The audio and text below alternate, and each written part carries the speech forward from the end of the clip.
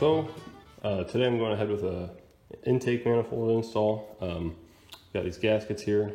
I've noticed they are pretty thick, but I checked. These are an off-brand, but they're basically the same thing as the Fel Pro.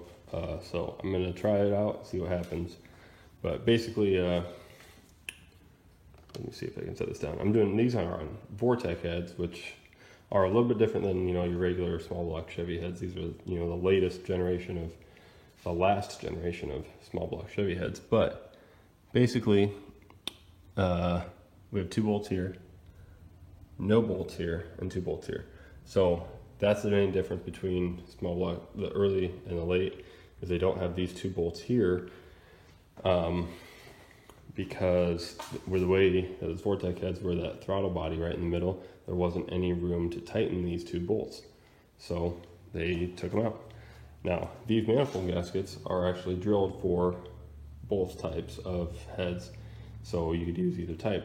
And some of the intake manifolds are drilled for both types of heads, but obviously I just have the Vortec heads. And so one thing to note is that this inside bolt, basically all 4 of the inside bolts here are open, and the out ones are closed holes. So on these inside bolts, I need to use gasket sealer on the bolts, on the threads, so that they don't leak oil out for me. All right, doing the test fit here of the intake manifold, and basically it's okay. It's not great. Basically, it's actually the gasket that's getting in the way. You can see how the head is machined here, and then it comes up at an angle. Well, this gasket here is hitting right there. So I actually need to trim the top off the gasket. So I'm going to mark it first and then come back in and take the manifold off and then trim it. So I have here test fit number 2. Everything seems okay, it seems good. I like it. Yeah, all the bolts are just loose right now. Well, I moved the manifold and I tightened up that one. But anyways, they're finger tight. I like how the gaskets fit now. You can see my unstraight trim job with the old pocket knife, but it works. I cleaned it up kind of with at the end with just a shop towel actually, and that kind of smoothed out the edge, took off the rough pieces. But I like the gap here. It's good, you can see straight through actually. Not sure why that has a piece of rust on it. This is aluminum. Anyways, everything seems good here, so I'm gonna take it off for the last time, clean it once more, and then I'll go ahead and put some gasket sealer on my water ports here, just so I'm not leaking, and then I can go ahead and with the assembly. Got my gasket sealer around my water jackets. I already did this side. I did both sides actually. I got ahead of myself. But basically I just flip it up there, and then I line up my bolt holes on both sides. I'll have it just sit there. And I just verify that it's sitting in the right spot, and it is. I like it. So everything's good there. That's on. And now, you see I got a little bit of this gap right here. Now, you can put, there's a rubber seal that can sit in here, but what a lot of people recommend, even manufacturers, you come in here with a bead of silicone or gasket maker, sealer, whatever, about a 1/4 inch, 1/8 to 1/4 inch, all the way across here, both front and back. So that's what I'm going to do. I'm going to do one quick, and then I'll try to show you how I did it. And I am going underneath the gaskets here and get in the corner. Make sure I get that.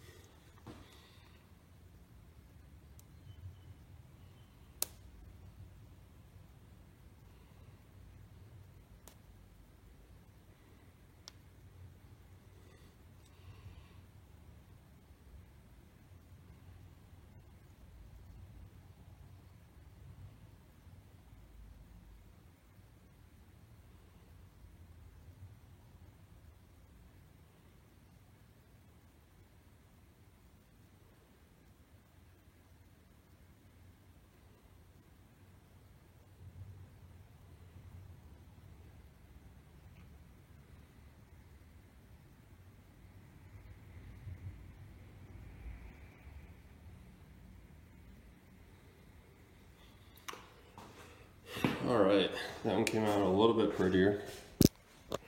Not much, but a little bit. Yeah, so I just got this bead, made sure to get in all the corners there. Like I said, that's a little bit thick right there. That's maybe a little bit thin, but over here it's a lot better. Either way, I'm sure that's still gonna seal here. I was getting a little bit nervous because this oil port here, so I didn't want to get it in there, but basically it's gonna be all right. I'm gonna drop the manifold on and get her torqued down.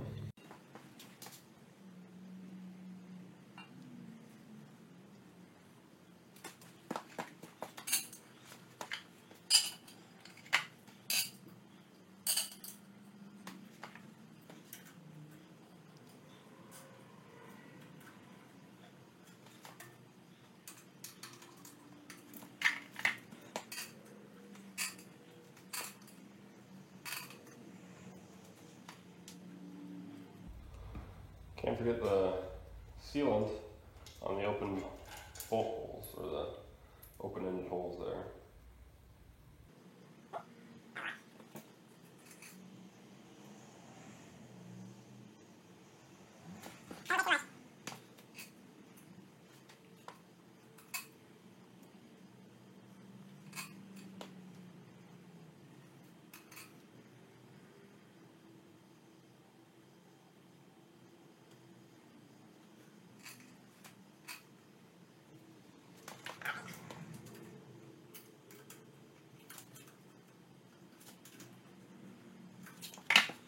So, normally these bolts will get torqued right away, but this gasket maker that I have, I don't know, I picked out the maximum oil resistance because it seemed like a good idea. But let dry for 1 hour, then tighten to torque specs. So basically what I have to do is finger tight all these bolts, which I just did with the ratchet. Like, you can see I wasn't going real tight. I can still spin these bolts, but that way I can let the gasket maker just kind of set in, seal a little bit. Ooh, there we are. You can see it's there. It's not the thickest in some spots. Like right there, it's a little bit thin, and there's a little bit thick, but it's there.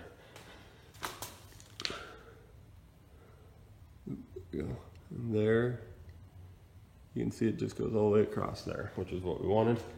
So I'm gonna let it sit for 1 hour, then I'm gonna come back and torque it. All right, so it's been an hour. You notice I put my valve covers on. So going to torque, my intake, start here, go across, and then just spiral it around. And that's all there is to it. Like I said, 15 foot-pounds, and I'm gonna go no more than a quarter turn at a time. So quarter turn and just keep working my way around until I get to 15 foot-pounds. It's going to be a long process, but that way I make sure that's seated well and torques right. So got bolts torqued. Should mention, after I got to 15 foot-pounds all the way around, I went around twice again, and I still got a little bit more tightening on each of the bolts. So especially on these aluminum intakes like this, they tend to flex a little bit. So I'm just trying to make sure I get a good seal all the way around. So hopefully that'll work. Yeah, pretty easy, pretty simple like that. And then, of course, since this is a new build, well, even if it wasn't a new build, after 500 miles, you should torque the bolts again, and then you should be fine to go, or good to go then. So otherwise, intake is in, intake is on, and everything else is done. So I'm gonna let it sit for about a day, let all the seals dry up, and then I'll be in the paint booth.